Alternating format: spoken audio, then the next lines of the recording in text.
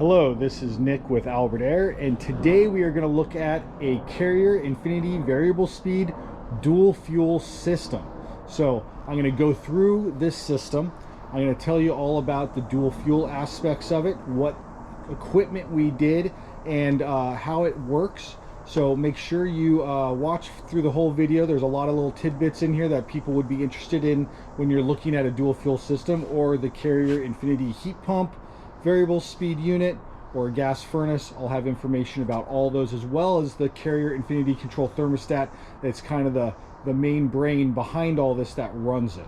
As always, please like this video, subscribe to my channel. If you have a comment, leave it in the section below. I can answer those at any time for you. You can also visit us at albertair.com. So let's get right into it. So we changed out a regular air conditioning condenser and gas furnace and made it into a dual fuel system, which means that the outdoor condenser is now a heat pump condenser that does both heat and cooling, all electric. And then we did a gas furnace as the secondary heat source. We actually moved it from the garage to the attic. And then we did all new ductwork. And we also moved some return air grills upstairs to pull the heat out upstairs instead of where it was located downstairs. This heat pump condenser is the Carrier Infinity variable speed 5-ton. The model number is 25VNA860A003. It is 5 speeds. It is 18 SEER. It is 31 by 31 width and depth, and it is 40 inches tall. It does use a 50 amp breaker with 50 amp fuses in the disconnect here, a 7/8 line set, and it sits on a 32 by 32 pad on the bottom to keep it level. This unit is very, very quiet. Right now it is not on, obviously, but it does have 5 speeds. So that means 5 speeds for cooling as well as 5 speeds for heating. So it is very comfortable inside your house at all times. And you can program it for different times of day to come on and off, humidity control, stuff like that. I'm going to walk you inside. I'm going to show you where the furnace used to be and then take you upstairs to the attic where we moved it to. So if you go in the garage here, right now the laundry units are right here, but before we had a furnace sitting right here. And then all the ductwork came off and we had to take this drywall down, and we'll come back and paint it and finish it. But above this was where all the ductwork was that came down and went all over this drop ceiling here, and then up to the attic to feed the upstairs rooms. It was just a bad place for the furnace. You get poor airflow, poor return. It's very common. The return air was actually right on the other side of this door when you walk in. It was right down here. So that's where all the heat was pulled out of the house. It was not big enough, so we could not get this house to cool properly upstairs. So let's walk upstairs, and I'm going to show you where we actually moved the furnace to. One of the biggest reasons we move stuff to the attic is to get better return air. I'm going to show you those first. So when we come up here, there's the return air right at the top of the stairway landing. This is the biggest return. This has a 16-inch duct, pulls out about 1,000 CFMs. It's a 5-ton system, so we do have to get a lot of air back to the unit so we can push out 5 tons of air. So we relocated that there. Then in the master bedroom is a high ceiling. We did another one in the master bedroom way up high. And that's going to be another big duct pulling a lot of hot air out of this room. So this room keeps very cool because of that. And then we have 2 rooms that are over the garage, west facing, which is very common.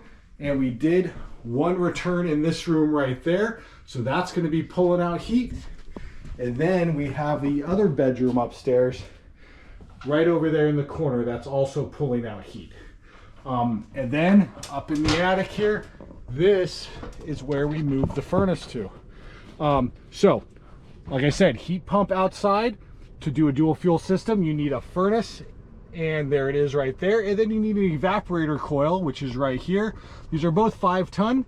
They are Infinity variable speed furnace with a ADP horizontal evaporator coil that is rated for a heat pump. This house also has 2 air purifiers. We have the Infinity air purifier right behind the furnace over there. You can also see a duct coming off by that. That is the return duct for one of the upstairs bedrooms. Then we also have the iWave air purifier. So this house runs the continuous fan on the system 24 hours a day to clean the air, which is very common. People want cleaner air, so the air purifier and the iWave do a great job of that. We had to relocate electrical, put a light in the attic. We had to relocate the gas up here, do the condensate drains, and then we did all new ducting up here too, which is kind of all over this attic. So that's how we did the system. We installed it up here. It's a dual fuel system, like I said, and how you control that is by the main thermostat. And I'm going to take you down to that right now. So right here we have the Infinity control thermostat. Like I said, it's not on right now, so let's turn on the heat. So we're going to move the heat up right there.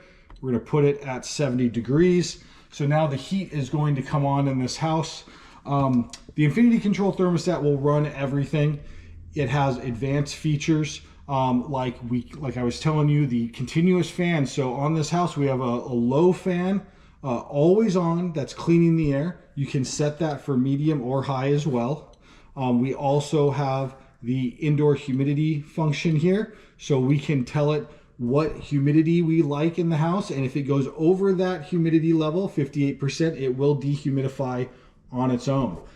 Because it's a variable speed system, it keeps this house very comfortable all the time, upstairs as well as downstairs. In the menu, this is how you decide your heat source on a dual fuel system with the Infinity. You can come in here, and right now we are running heat on heat pump only. This is a house in Southern California, so it doesn't get extremely cold here. So basically this house also has solar as well. So basically the solar is paying for the heat pump on cooling and heating when it's running. So they've elected to go with the heat pump only for their heat source. You can also choose gas only if it got extremely cold, maybe down in the 30s or 20s, which rarely ever happens in Southern California. Or you can also have the system decide, and that would decide based on your temperature and humidity outside, temperature and humidity inside, and decides, okay, this is the most efficient way to heat your home at that time. You can also go in here and you can do your energy tracking as well and view your energy usage. So heat pump heating on Tuesday cost $1.20, which is very low cost, obviously. On Wednesday, it cost $1.10. At this time in Southern California, we have had cooler mornings, probably around 45, 46 degrees. So the heat pump is fine for heating a house when it's that temperature. Once it goes into the 30s or under, that's when we would probably suggest that you let the system decide what type of fuel to use, gas or electric, or maybe you just switch it to gas at that point because it would be more efficient to heat the house. So I'm going to go back outside at this point and check out that condenser again. You can see the heat pump is heating. You can actually go into the thermostat here and go to operating status, and you can see the heat pump is on stage 2. Like I said, it is 5 stages for heating, 5 stages for cooling. Because we're only going up a couple degrees from 69 to 70, it's going to be at a lower setting. It's going to be maintaining the heat in the house at a low setting, therefore it is very quiet. It's also very comfortable. No spikes in temperature because it is the variable speed dual fuel system. So let's go back outside and we're going to check out the heat pump condenser running right now so you can hear what that sounds like. It's a very, very quiet unit. Very popular system by Carrier. We have done a lot of dual fuel systems this year. They are becoming more popular, as well as the heat pump system. So now you can see that the system is running. One thing about a heat pump condenser is that you will get cold air coming out of the top, as opposed to when it's on AC, you get hot air. After a heating cycle, one other thing that people notice is there is a little condensation underneath the unit right there. That will be because of a defrost cycle that would happen after it finishes its running cycle for that heating. That is very normal. But beyond that, I hope this video helps kind of clear up some things about a dual fuel system, why this might be right for you.